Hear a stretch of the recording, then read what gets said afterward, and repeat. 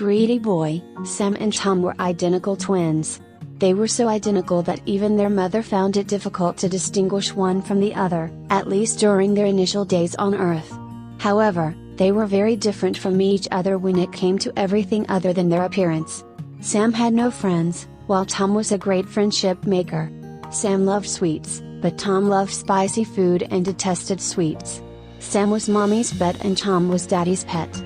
While Sam was generous and selfless, Tom was greedy and selfish.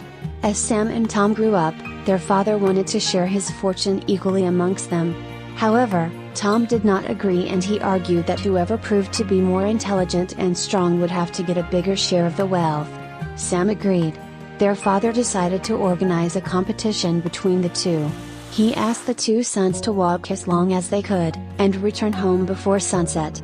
The wealth would be divided in proportion to the distance covered. As a rule of the competition, they were not permitted to carry a watch to keep track of the time. The following day, Sam and Tom set out to walk. It was a rather sunny day. Sam walked slowly and steadily, while Tom broke into a sprint as he was bent on winning the race and also winning a greater portion of his father's wealth. Sam knew that it would be ideal to walk as far as possible till noon and start for home at noon, as it would take the same amount of time to walk back home.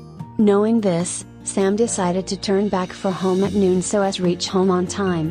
However, Tom, with his greed to earn more wealth, did not attempt to return home even after mid-noon. He walked twice as long as Sam, and thought he would still be able to return home before sunset. He hurried back when he saw the sun turn orange. Unfortunately, he could not even make it halfway home as the sun started to set. Slowly darkness engulfed his path and he had to drag his tired feet back home. He had lost the race. Only because of his greed. Greed leads to loss.